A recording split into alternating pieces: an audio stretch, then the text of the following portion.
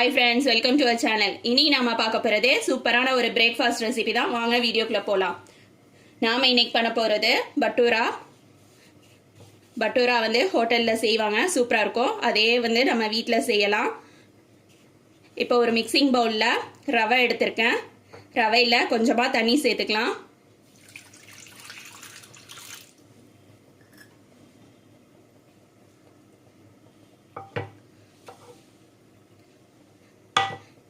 இந்த அளவுக்கு தண்ணி சேர்த்துட்டு ஒரு 10 நிமிஷத்துக்கு மூடி வச்சிடலாம்.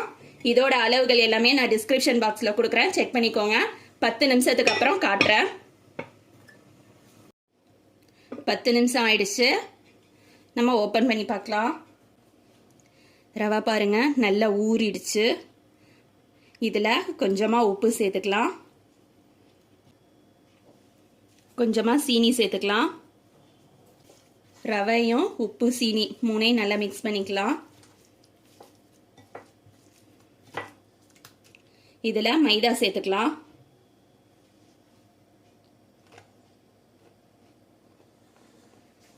மைதா சேர்த்ததுக்கு அப்புறமா ரவையும் மைதாவும் நல்லா மிக்ஸ் பண்ணிக்கலாம். இதில் கொஞ்சமாக நம்ம ஆப்ப சோடா சேர்த்துக்கலாம்.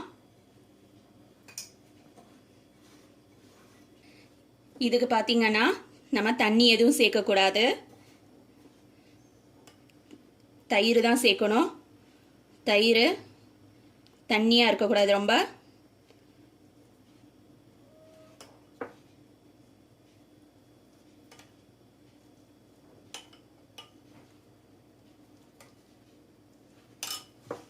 மாவு பார்த்தீங்கன்னா கெட்டியாக பிசையணும். நான் பிசைஞ்சிட்டு காட்டுறேன். மாவு பார்த்தீங்கன்னா இந்த அளவுக்கு பிசைஞ்சிருக்கேன். வெறும்ன சேர்த்துருக்கேன். நம்ம வந்து நல்லா பிசையணும். இந்த மாதிரி ஒரு ஷீட் விரிச்சிட்டு கொஞ்சமாக எண்ணெய் சேர்த்துக்கோங்க. கொஞ்சமாக எண்ணெய் சேர்த்துட்டு இதை நம்ம இழுத்து இழுத்து பிசையணும். ஒரு 10 நிமிஷத்துக்காவது பிசையணும். நம்ம இழுத்து பிசையும் போது ரவை வந்து நல்லா ஊறி இருக்கிறதால மைதா கூட அப்படி சேரும். நமக்கு கரெக்டான டெக்ஸ்சர் கிடைக்கும். நான் பிசைஞ்சிட்டு காட்டுறேன். மாவு பார்த்தீங்கன்னா நல்லா சேர்த்தாச்சு. இந்த அளவுக்கு சாஃப்டாக இருக்கு. இதை வந்து இன்னும் கொஞ்சம் நேரம் நம்ம ஊற வைக்கணும். 1/2 அன் ஹவர் ஊற வச்சுட்டு அதுக்கப்புறம் நம்ம எடுத்து பார்க்கலாம். மாவு இந்த மாதிரி ரெடி பண்ணி ஒரு பவுலில் போட்டு கொஞ்சமாக மேலே எண்ணெய் சேர்த்து மூடி போட்டு 1/2 அன் ஹவர் கழித்து காட்டுறேன்.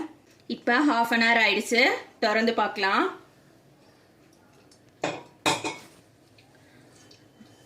மாவு பாருங்க எந்த அளவுக்கு சாஃப்டாக இருக்குன்னு சொல்லிட்டு.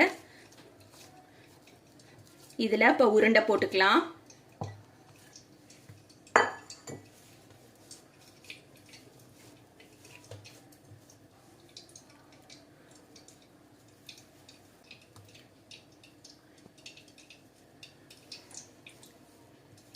உங்களுக்கு என்ன சைஸ் வேணுமோ அதுக்கு தகுந்த மாதிரி உருண்டை போட்டுக்கோங்க.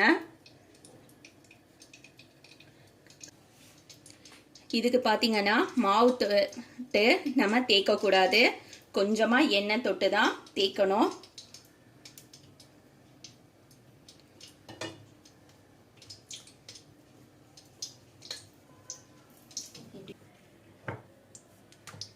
இப்போ இதை நல்லா தேய்ச்சிக்கலாம்.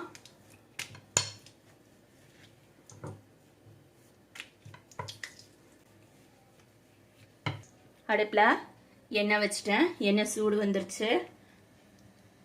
எண்ணெய் பார்த்தீங்கன்னா நம்ம போட போகும்போது மீடியம் ஃப்ளேமில் நல்லா எண்ணெய் சூடாக இருக்கணும். எண்ணெய் சூடு வந்துருச்சான்னு செக் பண்ணிக்கலாம்.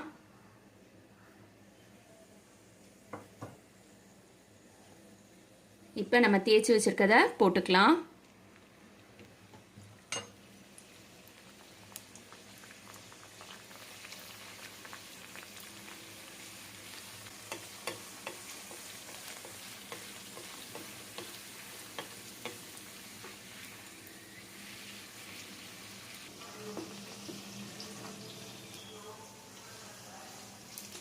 இப்போ நம்மளோட பட்டூரா ரெடி ஆயிடுச்சு, எடுத்துடலாம். சர்விங் பிளேட்ல மாத்திடலாம்.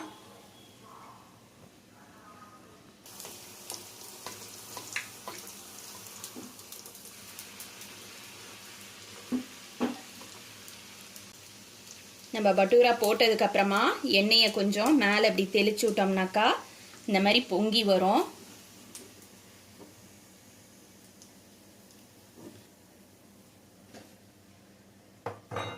இப்போ நம்மளோட சோலே பட்டூரா ரெடி ஆயிடுச்சு. இதுக்கு காம்போ பார்த்தீங்கன்னாக்கா நான் சோலே செஞ்சுருக்கேன். சோலேனா சன்னா மசாலா தான், வேற ஒன்றும் இல்லை. இதே மாதிரி நீங்களும் உங்கள் வீட்டில் செஞ்சு பாருங்க. தேங்க்ஸ் ஃபார் வாட்சிங்.